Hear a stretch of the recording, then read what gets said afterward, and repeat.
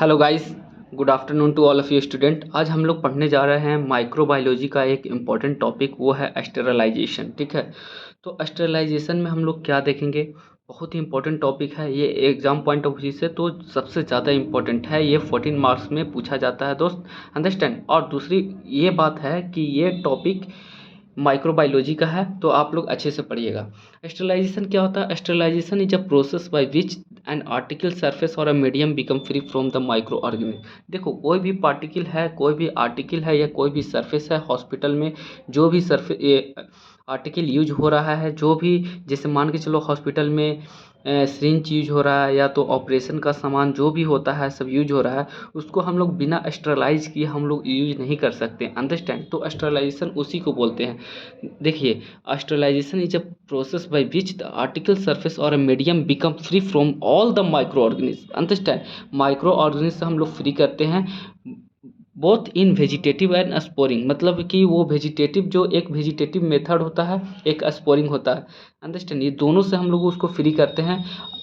State are sterilise by removing and killing them, मतलब उसको हटा करके या मार करके उसको हटाते हैं, तो उसको हम लोग स्टेरलाइजेशन बोलते हैं। ठीक है, अब आते हैं disinfection. It is a process of destruction of the pathogen or the organism able of producing the infection in living cells, understand. मतलब कि डिसइंफेक्शन क्या होता है कि डिस्ट्रक्शन ऑफ पैथोजन, पैथोजन का डिस्ट्रक्शन करते हैं, मार देते हैं पैथोजन को, और ऑर्गेनिज्म को मार देते हैं।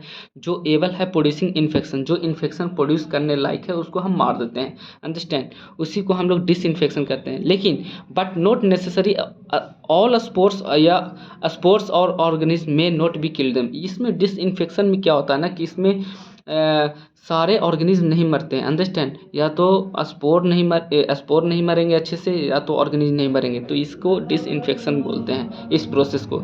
एक होते हैं, ये है डिसइंफेक्शन, इस है डिसइंफेक्ट, अंडरस्टैंड। डिसइंफेक्ट क्या होता है? Antimicrobial that are applied to the surface of non living object to destroy the micro organism. ये antimicrobial substance, antimicrobial हम लोग यूज करते हैं, अप्लाई करते हैं सरफेस पे, नॉन लिविंग सरफेस पे, to destroy the micro organism, understand.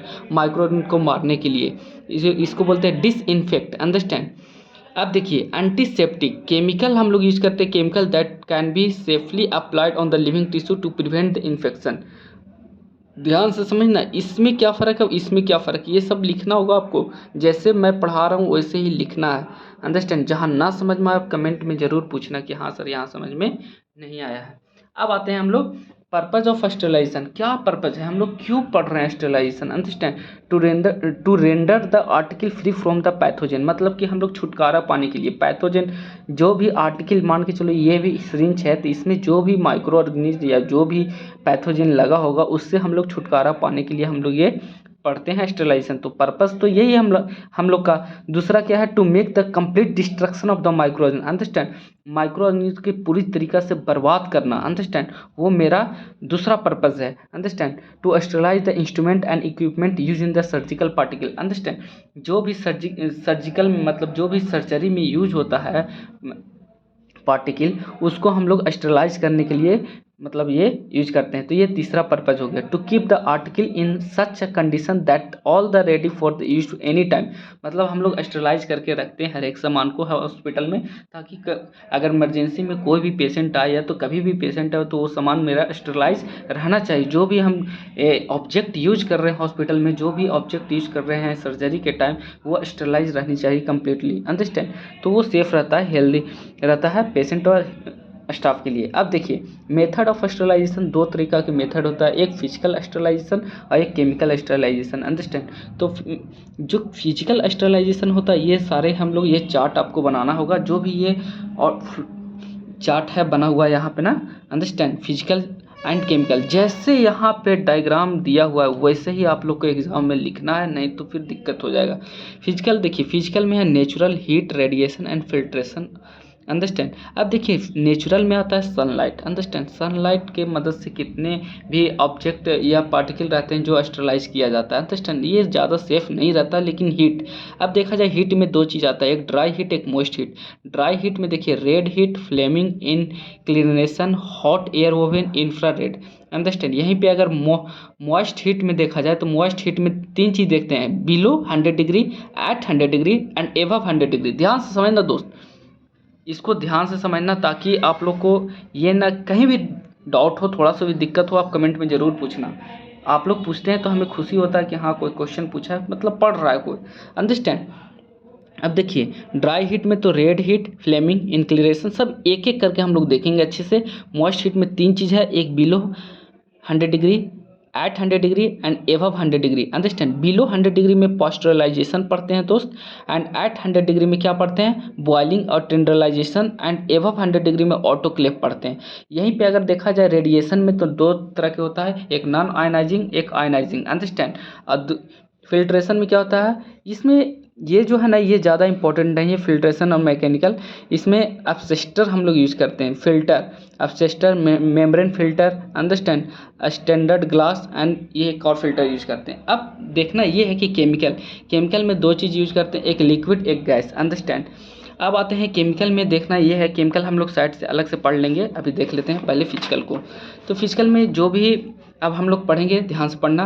देखिए फिजिकल में हम लोग क्या पढ़े थे, ड्राई हीट में फ्लेमिंग मेथड में क्या होता है ना कि heating over fire till they become red, जब तक हम उसको गर्म करेंगे तब तक वो गर्म ना हो जाए, मतलब लाल ना हो जाए वहाँ पे। अंडरस्टैंड। तो इंस्ट्रूमेंट कौन कौन सा हम लोग, पॉइंट ऑफ फोर्सेप्स, स्टेपेक्स and inoculating loops and wire. Understand. ये सब हम लोग ये यूज करते हैं ड्राई हीट में, मतलब फ्लेमिंग मेथड में। हॉट एयर बोबिन में ऑपरेटेड एट, देखिए आप लोग को एग्जामिनर कहाँ पे आप लोग को नंबर काटेगा, अंडरस्टैंड, कहाँ पे नंबर डिटेक्ट करेगा, यहाँ पे।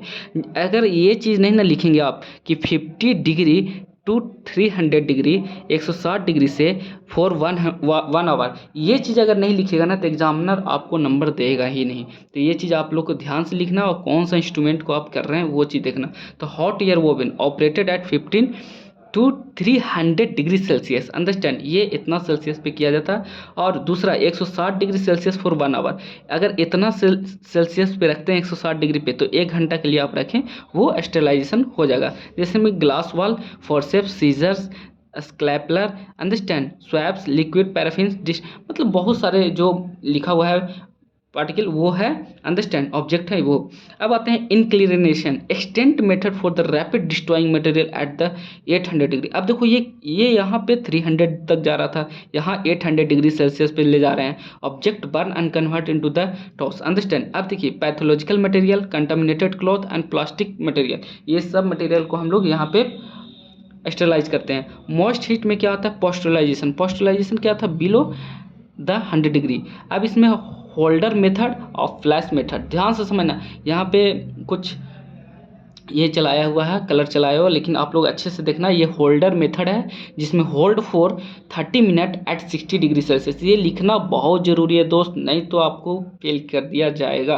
अंडरस्टैंड।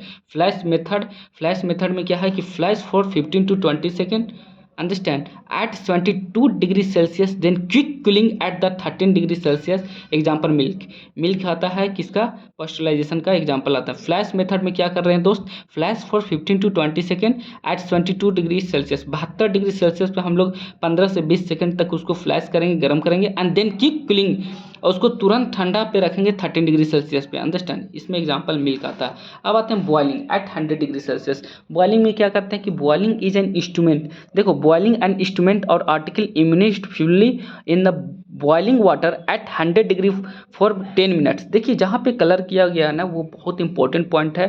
अंडरस्टैंड। एग्जाम में हम लोग भी ऐसे ही लिखे थे, at 100 degree Celsius for 10 minute, understand, will kill the most of the pathogen organism. Sterilization में be promoted by addition of 2% of sodium bicarbonate in water. देखिए अब स्टेरिलाइजेशन को हम और ज़्यादा बढ़ाने के लिए क्या करते हैं कि 2% सोडियम बाइकार्बोनेट को हम यूज करते हैं वाटर में। अंडरस्टैंड। अब एक चीज़ और देखेंगे, ऑटोक्लेविंग, मतलब एबव 100 डिग्री सेल्सियस। हम लोग देखो एक तो देखिए बिलो 100 डिग्री सेल्सियस, यहाँ पे एक देख रहे हैं 800 डिग्री सेल्सियस, और एक देख रहे हैं एबव 100 डिग्री। तो एबव में कौन आता है, ऑटोक्लेविंग, जिसको हम लोग बोलते हैं steam under pressure. Most common method for the sterilisation of surgical instrument, सबसे इंपॉर्टेंट अगर देखा जाए स्टेरिलाइजेशन का तो यही है ऑटोक्लेविंग। अंडरस्टैंड। इसमें क्या होता है ना कि high temperature, high pressure, humidity is used. Understand, यहाँ पे मैकेनिज्म क्या है, sterilisation is done by the steam under pressure in an autoclave water boiled and its vapour pressure equal to the surrounding atmosphere. Understand, इसका जो boil होता है water ना, इसका जो वेपर बनता है वो प्रेशर इक्वल किसका होता है, एटमोस्फेरिक प्रेशर का। Understand, when pressure increases inside close vessels temperature increase, जब प्रेशर इंक्रीज कर रहा है तो टेम्परेचर भी इंक्रीज कर रहा है। P is directly proportional to T. Understand, steam has better penetrating power. अब इसमें क्या होता है ना कि ये ऐसे काम करता है, मैकेनिज्म ये है, when steam come into the contact with the cooler surface, जब ये कोलर सरफेस मतलब एक जो ये ऑटोक्लेव मशीन होता है, अंडरस्टैंड, उसमें कोलर सरफेस होता है, तो जब ये स्टीम कोलर सरफेस के टच में आएगा ना तो it condense into the water and give up its latent heat to the surface. Understand, अब वो लैटेंट हीट देगा अपने सरफेस को। अब देखिए इसमें टेम्परेचर 121 डिग्री सेल्सियस ले रहा है, प्रेशर 15 pbs पर इंच स्क्वायर और टाइम 15 से 45 मिनट। अगर ये चीज़ आप नहीं लिखिएगा, हम हमेशा बोलते आ रहे हैं वीडियो में कि जो मैं बता रहा हूँ वही लिखना है, छोड़ना नहीं है कुछ। अंडरस्टैंड, देखिए surgical instrument, syringes, needle, mask, swaps, dress, understand, ये सब हम लोग ऑटोक्लेव में यूज करते हैं। अब आते हैं हम लोग रेडिएशन मेथड। तो रेडिएशन मेथड में हम लोग देखिए नॉन आयनाइजिंग रेडिएशन और आयनाइजिंग रेडिएशन। नॉन आयनाइजिंग में इंफ्रारेड रेडिएशन आता है दोस्त and ultraviolet radiation. Understand, low energy type ये होता है non ionising radiation, use for the preparation items such as the syringes, catheter. Understand, OT and lab में ये यूज किया जाता है radiation method. Understand, non ionising तो देख लिए। अब ionising radiation, high energy temperature पे इसको हाई एनर्जी टाइप का ये होता है, gamma rays, X rays and cosmic rays ये यूज करते हैं, जिसमें plastic syringes, swabs, catheter, animals feed and understand while glasses, fibre, जितना भी ये लिखा हुआ ये सब हम लोग इसमें स्टरलाइजेशन करते हैं। अब आते हैं filtration, help to remove the microorganism from the heat labile liquid. Understand, like serous solution and antibodies. Understand, जिसमें कैंडल फिल्टर, एब्स्ट्रेक्टर filter, understand, sintered glass filter, membrane filter, ये बाकी आप लोग थोड़ा सा देख लेना, लेकिन यहाँ तक ये कंप्लीट हो गया। अब आते हैं थोड़ा सा केमिकल पे। तो केमिकल में एक इसका अलग से लेक्चर लिया जाएगा, केमिकल जो स्टरलाइजेशन, ये तो फिजिकल स्टरलाइजेशन था, बाकी केमिकल स्टरलाइजेशन में इसी को थोड़ा सा ये ब्रीफ किया। जब भी पूछेगा आपसे तो फिजिकल स्टरलाइजेशन ही पूछता है, तो फिजिकल स्टरलाइजेशन पूछता है तो केमिकल वाला भी ये थोड़ा सा ये इंक्लूड कर देना है, नहीं कि ये अगर छोड़ मत देना कि हाँ लिक्विड गैस लिख के छोड़ देना, नहीं। केमिकल में अगर लिक्विड गैस लिखते हैं तो लिक्विड में क्या क्या चीज़ आता है वो चीज़ लिखना है, और गैस में क्या क्या आता है वो चीज़ लिखना है। अगर ये आपसे सिर्फ केमिकल पूछता है तब इसको डिटेल में हम लोग पढ़ेंगे।